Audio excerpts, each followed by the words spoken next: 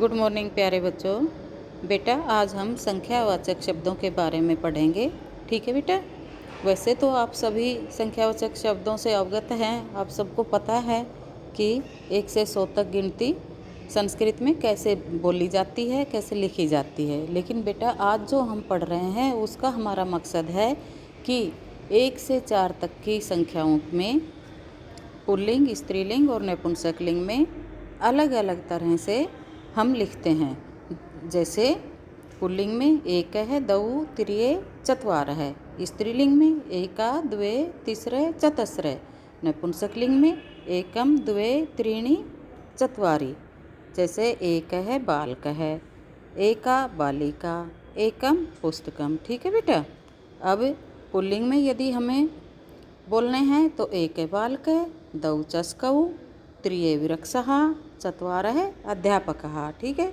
इसी को यदि हम स्त्रीलिंग में बोलेंगे तो एका बालिका, द्वे चक्रिके, तिस्रे मालः, चतस्रः महिलाः। ठीक है बेटा। अब नपुंसकलिंग में देखिए, एकम पुस्तकम, द्वे पुस्तके, त्रीणि पत्राणि, चत्वारि फलानि। ठीक है बेटा।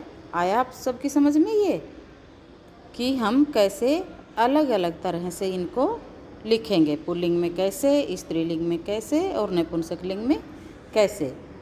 अब बेटा मान लो हमें बताया जाता है कि एक बालक पढ़ता है तो हम कैसे लिखेंगे। एक है बालकः पठति। और एक बालिका पढ़ती है तो हम कैसे लिखेंगे। एका बालिका पठति। वहाँ एक है और यहाँ एका क्यों हुआ, क्योंकि पुल्लिंग में एक है और स्त्रीलिंग में एका। ऐसे ही एक फल खिलता है, एकम पुष्पम।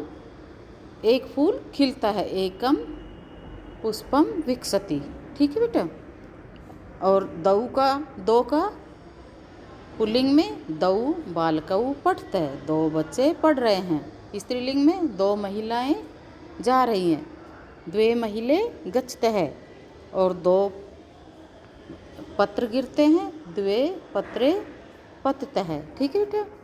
ऐसे ही तीन बालक त्रिये बालकः, तीन बालिकाएं तिस्रः बालिकः या तिस्रः महिलाः, त्रीणि पुष्पाणि, त्रीणि फलानि, त्रीणि मित्राणि, त्रीणि पुस्तकानि। ठीक है बेटा। इस तरह से 1 से 4 तक की सभी संख्याओं में पुल्लिंग, स्त्रीलिंग और नपुंसकलिंग अलग अलग होंगे। और उससे आगे फिर 4 से आगे की जो भी संख्याएं हमारी होगी, जैसे 5, 6, 7, 8 ये जो भी हैं उन सब में पुल्लिंग, स्त्रीलिंग, नपुंसकलिंग सब बराबर। जैसे पुल्लिंग में पंच बालकः, स्त्रीलिंग में पंच बालिकाः, नपुंसकलिंग में पंच यानानि। ठीक है। तो आगे 5 से लेकर आगे तक सभी संख्याओं में पुल्लिंग, स्त्रीलिंग, नपुंसकलिंग एक तरह से होगा। सभी में कोई परिवर्तन नहीं होगा। लेकिन 1 से 4 तक की संख्याओं में परिवर्तन होंगे, जैसा कि अभी आपको हमने बताया है इस तरह से। ठीक है बेटा। आ गया समझ में। अब आप इनकी अच्छे से प्रैक्टिस करो। कहीं कुछ समझ में नहीं आता है बच्चे तो फिर से पूछो, फिर से बताएंगे। ठीक है बेटा। Okay, thank you.